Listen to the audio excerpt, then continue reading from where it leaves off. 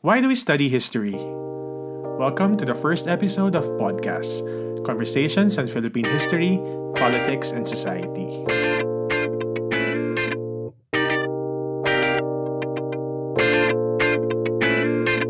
Welcome sa ating unang kwentuhan dito sa podcast. So welcome.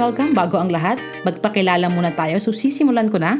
Ako si Vec Alporja. I teach history at the University of the Philippines, Los Baños. So I've been teaching here since 2014. I joined the UPLB faculty right after graduating from UP Baguio, where I took up Bachelor of Arts in Social Sciences, major in History, and minor in Political Science. I also finished my MA History from UP Diliman in 2019. Alright, ako naman si Aaron at I finished my BA and MA in History from UP Diliman kung saan nagturo din ako sa Department of History. Ngayon, I am currently based here in Belgium pursuing Global Studies under an Erasmus Mundus program. And I am Lee Candelaria. I'm a PhD student here in Hiroshima University in Japan. But I finished my BA and Master's degrees in History sa UP Diliman, where I met Aaron. Actually, magkasama kami sa isang organization, UP Lipunang Pangkasaysayan. Nagturo din ako sa UP Los Baños, kung saan naman naging colleague ko si Vec. So ngayon, nasa iba't ibang sulok tayo ng daigdig, saka natin naisipan na gawin itong podcast, no? Yeah. Ano nga ba itong podcast? Itong podcast, kung di man obvious, we joined the two words podcast and kasaysayan. We aim to contribute sa mainstreaming ng usapan tungkol sa Philippine history. So we came up with this passion project and advocacy na rin with a vision to promote critical discussions on Philippine history, politics, and society to broader audiences using new media, accessible language, and relatable content. At kahit na podcast ang main format ng project na to, you will find us also in many different platforms. So from Spotify to Facebook, YouTube, at iba pa. So more on that later. Bago natin sagutin yung tanong for this first episode in our first series, yung tanong natin today ay, why do we study history? Sagutin muna natin on a more personal level why we decided to take up history in college and actually decide to make a career out of it. Ikaw, Beck? Well, actually, I didn't decide agad-agad. When I first entered college in 2010, ang course ko talaga ay BA Communication because I wanted to be a journalist of some sort. Parang gusto kong maging writer sa dyaryo or gusto kong maging news reporter, maging documentarist. But then again, when I took up History 1, so that's Philippine history in UP, sobrang na-perk up yung interest ko. Parang everything that I knew about history from grade school and high school, nabasag lahat siya na ganun pala yon. Ito pala yung history. It's not about memorizing details and stuff and dates and names. It's actually about stories. It's about understanding what happened and what led to what. How did we come to be or something. So, sobrang amazing siya. So, I thought, para din siyang journalism kasi it is also about narrating past events. Pero sa history, mas malawak siya in terms of period, in terms of time, and at the same time, dahil meron ka ng ganong certain distance in terms of time nga, mas nagiging malalim din yung discussion. So I shifted. And sa UP Baguio, I shifted to BA Social Sciences. So majoring in history. And I actually decided to pursue a career in the academe kasi I was such a geek when I was a student and I could not imagine myself doing anything else. So gusto kong magturo kasi I love talking, kung hindi man obvious, ano. And I also like reading and writing out of it, making arguments from the things that I read. So right after graduation talaga, naghanap talaga ako ng teaching position. And I decided to join the faculty. And after 6 years, and after a graduate degree, eto na tayo ngayon. That's interesting kasi ibang-iba yung story ko kay Vic. Ako naman, I was decided talaga na history yung kunin. I just remember when I was deciding what course to take, during that time, nursing was so popular. Everybody wants to be a nurse and my parents were telling me na mag-nursing ka para mag-abroad ka, but I resisted kasi ang gusto kong karera yung gusto kong gawin, kung saan feeling ko comfortable ako na may skill ako doon. Kaya yung choices ko noon ay history or journalism. So first choice, second choice. But I chose history kasi I read somewhere online noon na it's a pre-law course. So naisip ko kung gustuhin ko mga mag-law after, at least I have that option after graduating. Pero nung nag-aaral na ako, nagustuhan ko yung history. In fact, during those undergraduate years, we published a manual for teaching Philippine history. Naalala mo yan, Aaron? Yeah. Noong 2008. So it was an easy decision to stick to history kasi yung skills na meron ako, sa tingin ko, sapat para maging career ito na hindi ko pagsasawaan. Ikaw ba, Aaron? Ako parang mix of both of your stories yung kwento ko that led me to where we are right now. Kasi going into college, I didn't know what I wanted to do after college. So hindi ko alam kung anong career path yung gusto ko. But one thing was for sure, I was sure that I was good in the social sciences and the arts in high school. So thinking of a course to take up in college, I was really bent on going towards that route. So, actually, hindi history yung first choice ko when I applied for the UPCAT in UP. Ang nilagay ko talagang first choice nun ay psychology. And then second choice ko yung history. And then, when the results came out, I was placed in history. No? So later did I realize kung gaano siya ka-interesting. No? Kasi going into the social sciences in college, yung thinking ko talaga din nun, gusto ko either maging lawyer or maging diplomat. Yun yung na-realize after my first semester and first year in college na ito yung gusto kong career track. Tapos na-realize ko na ang gandang pre-law or preparatory course for a diplomatic career yung history. So I pursued it. But then again, after graduation, I realized that I really enjoyed doing research so much and writing. So I decided na i-pursue yung academic career. That's why first job ko actually ay sa isang publishing company, writing and editing stuff before I got into the Department of History of UP to teach. No, yun talaga yung career track ko. No, so iba-iba, 'di ba, yung ating contact with history coming from basic education to college and right afterwards. No, so ngayon that we've had experience dealing with history, yung isang malaking tanong pa rin palagi na ibinabato sa atin, 'di ba? Hindi ko alam kung naririnig nyo to pag tinanong kayo nung college na anong course mo, pag sinabi mong history, ang laging tanong minsan, history of what? Tapos anong gagawin mo after, 'di ba? So which brings the very difficult and important question na why do we actually study history? What's the point of studying history, 'di ba? Yun nga ako, I approached this episode's question in such a way na I'd like to tell everyone that studying history, hindi sa college level actually, or hindi yung BA history na degree, but rather In general. history in general, from the early grades to high school, tertiary level. I would tell my students before, and I still maintain the same views today, that we study history because history is something practical. And by practical, I mean it is something that has value to our everyday lives. Let me expound on this, no? Ano ba yung practical skills na itinuturo sa atin ng kasaysayan? Para sa akin, mayroong dalawang very essential practical skills. At ito yung critical na pagbabasa at pagsusulat. But in this world where new tech pervades our personal, public, and professional lives, skills such as computer programming or coding are more valuable than the basic skills that history teaches us. But I argue that critical reading and writing are actually more important. Bakit? Kasi itong mga foundational skills na ito, transferable ito sa ibang fields. While it could be argued that these skills aren't exclusive to the study of history, I don't think there is any other field that puts such great emphasis on both skills than in history as a field of study. Now, this is not to say that everyone should get a history degree, but at the very least, everyone should understand that history allows us to develop reading and writing skills that would help us be successful in our careers. What other skills are developed when one studies history? Isang naisip ko, chronological thinking. The core of how we reason in history, distinguishing time, whether past, present, or future, allows us to understand how events take place over time. We analyze and identify patterns, continuities, and historical change. When we try to answer why events happen, we engage in chronological thinking. And this is a vital skill relevant in any profession one may engage in. Kumbaga, problem-solving skill din kasi siya. Another skill we develop in the study of history is comprehension.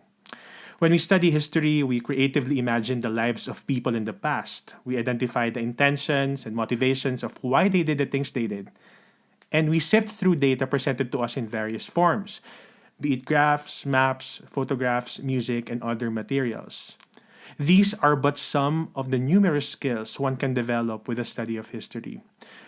But we lose sight of these things because of the way history has been taught and viewed in Philippine society. We were taught that history is memorization, that if you cannot parrot names and dates, you're not good at history. We were taught that there is only one correct answer or one correct interpretation of the past, that the truths presented to us in history through textbooks and, traditional methods of teaching are self-evident and unchanging. But, in reality, historians aren't really that much concerned with facts. Historians are much more concerned with the credibility of the facts presented. And this leads us to another skill developed through studying history, which is questioning the status quo, thinking outside the box, or just the appreciation that the way we interpret history, like all things in life, are tentative. And I'd like to focus on that, tentativity. Kasi 'di ba, lahat naman ng bagay nagbabago. Things change. The way we perceive things change. Who we are today is different from who we were in the past. And who knows what will be in the future. The point is, this tentativity should make us realize that we should never stop questioning what we know in whatever field of endeavor we choose to enter. At the end of the day, it's easy to dismiss the study of history, to say that it is not relevant just because we do not see how it impacts us every day. But I think the relevance of studying history, when seen through the practicality of the skills we gain from it, could very well make us realize that, this is something that could help me later in life. This could improve the way I do things, the way I think about things. Kaya sa akin, we study history because it's really practical. Yeah, I agree dun sa point ni Lee that studying history is very relevant and very practical.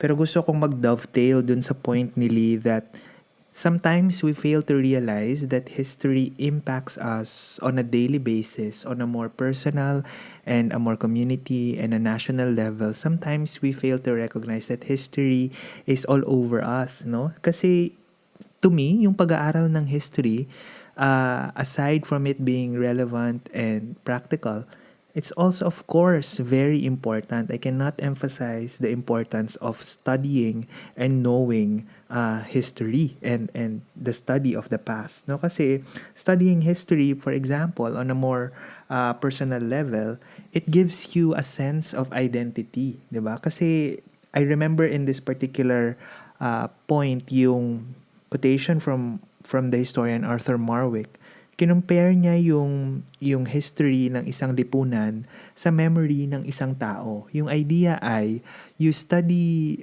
history to give you a sense of identity, a community identity. Kasi 'di ba sa isang personal na experience ng isang tao, yun yung humuhubog sa kung sino siya.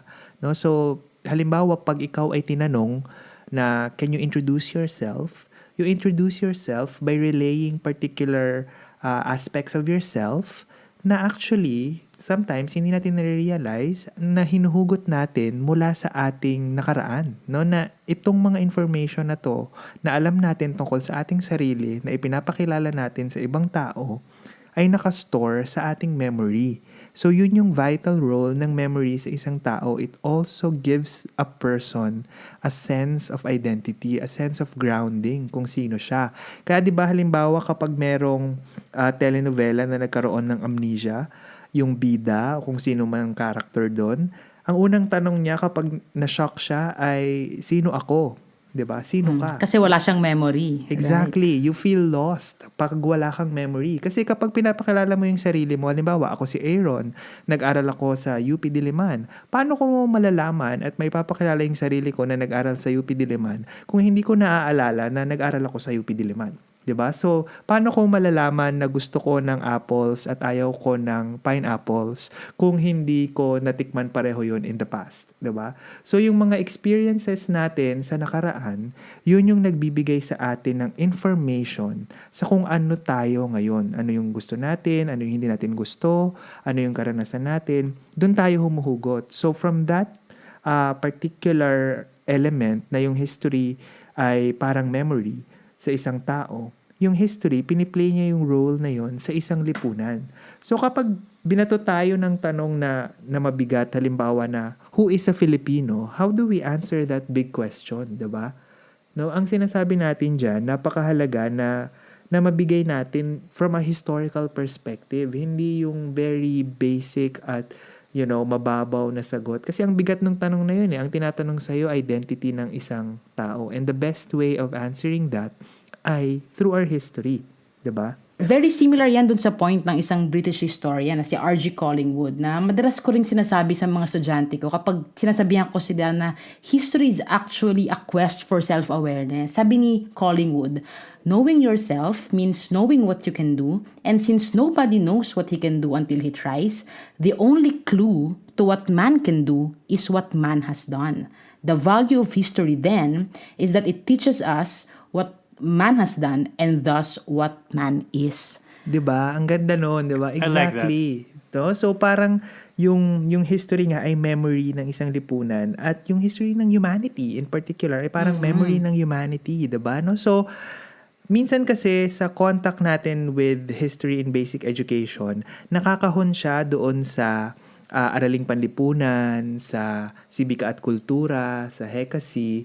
Pero in reality, hindi siya strictly yung history as it should be. Kasi yung sibika at kultura, wala ngang kasaysayan na word doon eh. Ito ay tungkol sa civics, 'di ba? Na pine-prepare ang mga mag-aaral to take up citizenship. So ang tinuturo dito ay mga batas, 'di ba? Mga karapatan, no? Paano yung mga responsibilidad, no? Kaya rin minsan na kakaroon ng false na pagre-relate na ang history ay memorization kasi nakakahon siya dun sa idea ng civics, 'di ba? Na minsan confuse na yung civics ay history when in reality magkaiba sila na field, no? At ang history, katulad nga ng binanggit natin kanina, may iba siyang skill set na binibigay. So hindi siya dapat nakafocus doon sa memorization kasi kung ang tinuturo niya sa atin, katulad ng sinabi ni Lee, ay pagtatrack ng change over time at ng chronology of events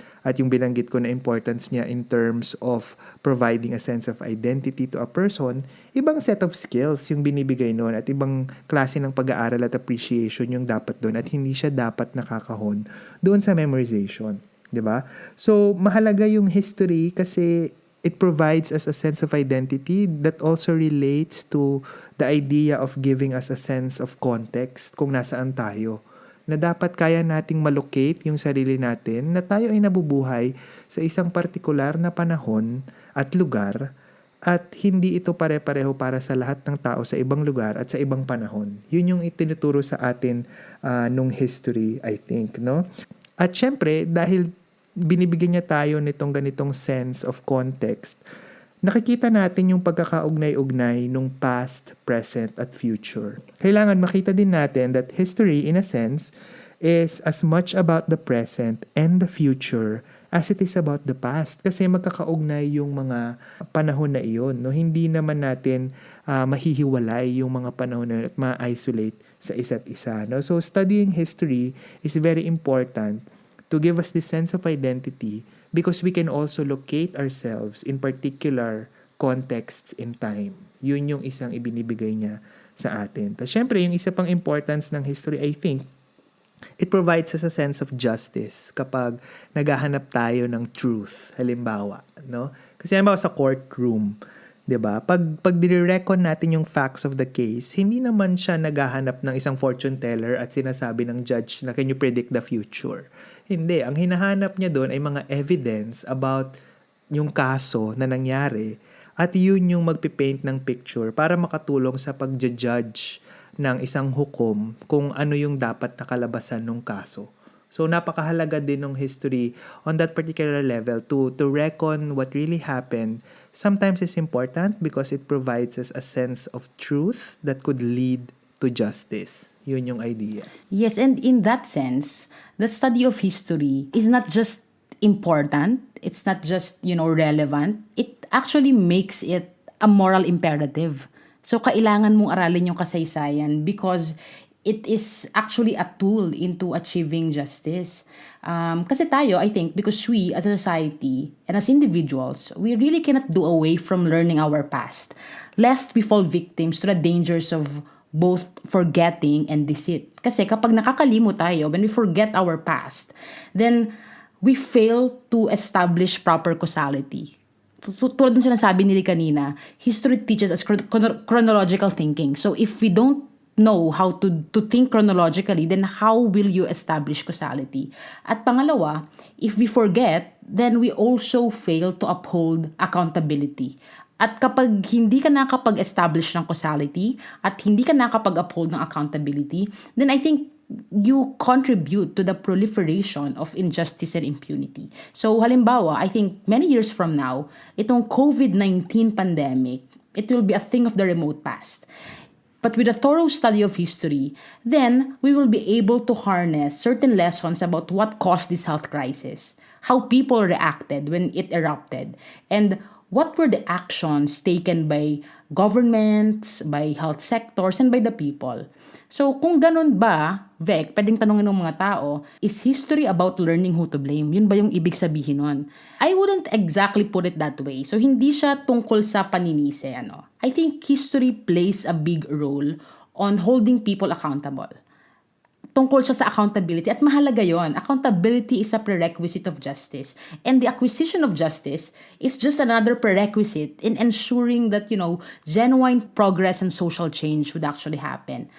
Kasi it is only when we appreciate the historical character of present issues that we truly understand the causes of these problems. So, halimbawa, lagi tayo nagreklamo or we often lament kung gaano kamahal yung mga basic social services sa Pilipinas. Like education or hospitalization, hindi yan libre eh. 'Di ba? People can, Definitely. slide back to poverty sa isang With just one instance ng crisis. pagkaka-hospital. 'Di ba? So, and these high costs, madalas yan, i-ascribe lang yan sa kulang kasi yung budget ng gobyerno. Or, at bakit kulang yung, why do we have insufficient government funds? Kasi corrupt yung mga politiko. Diba? So, laging ganon. Kaya lang, a historical analysis wouldn't actually stop there. Historians ask further, what are the roots of low government revenue? How did the kind of politics that we have right now and social relations and systems enable politicians to corrupt public funds? Paano nangyari yun in the first place? So, tinatanong ng mga historiador, how did we get here?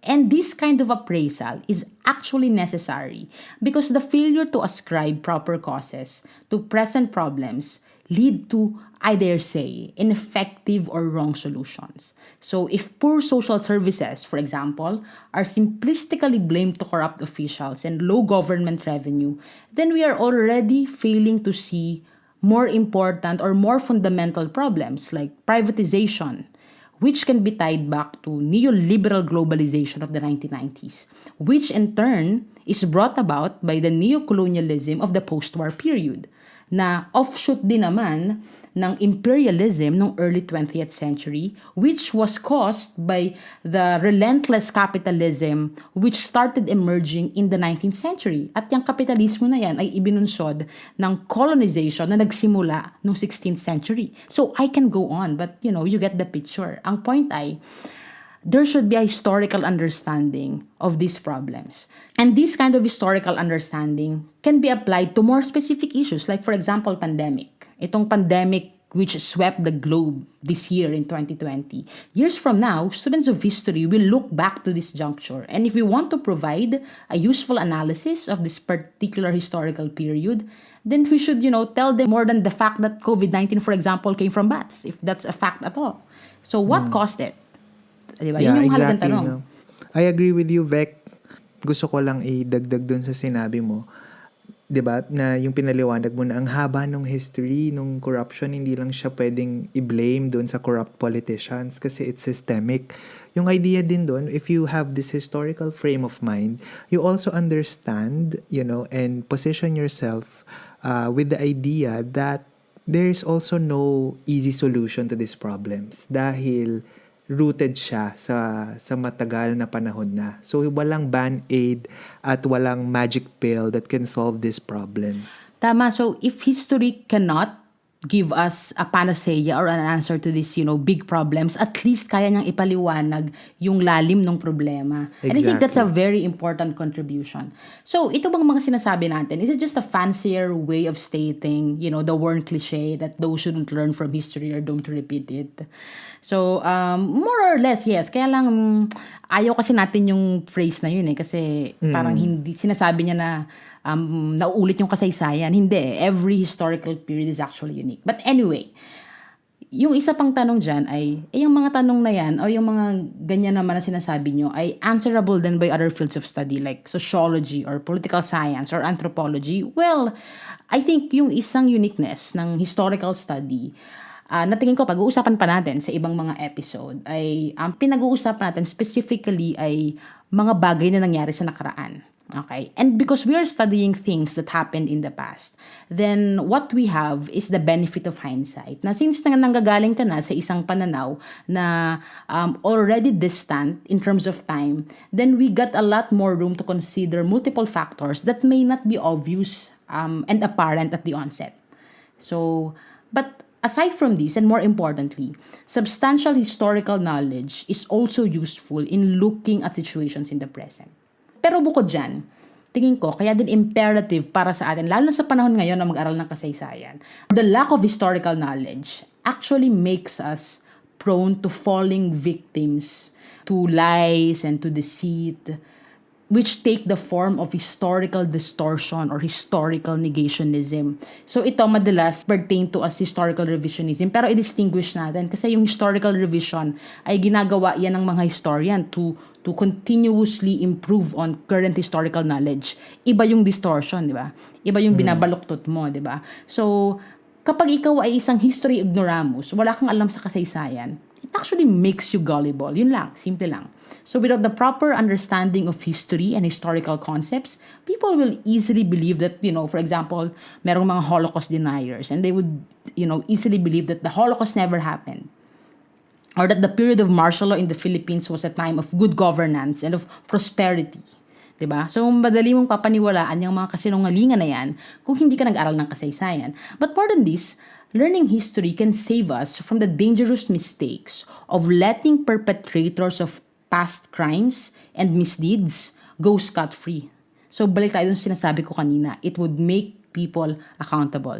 We would also prevent them from, wrongfully claiming certain credits for past achievements. And both are actually necessary if we are to make significant improvements in our national life. So, lalo na sa panahon ngayon where information flows freely through various media, I think, equipping ourselves with historical knowledge and historical skills would actually enable us to become, tulad na sinabi nila kanina, critical thinkers. I really, really like that point that you made about the importance of history in ascertaining justice and, giving emphasis to accountability. Kasi mahalaga siya pagdating doon sa pagpoprotekta din natin sa ating sarili from false information and distortion of the past. Kasi nga, yung historical knowledge ay nakakaapekto sa paghubog natin sa kung sino tayo. Kaya napakahalaga ng mga shinare na skills ni Lee kanina na kung bakit relevant at practical yung pag-aaral ng history. No? So in the context, when information is so abundant to the point that facts can actually be twisted to suit a particular agenda, historical knowledge and skills are relevant, important, and even necessary for healthier and fruitful conversations on Philippine realities, politics, and, our society. At yan mismo ang pag-uusapan natin dito sa podcast. In this first series, which has 6 parts, pag-uusapan natin ang who, what, why, when, where, at how ng history. In this episode, we answered why study history. Next episode, we answer the question, what is history and what is not? ituloy natin ang kwentuhan online. Like or follow us on our social media pages. Just check the description for more information. Thank you for joining us and have a good day.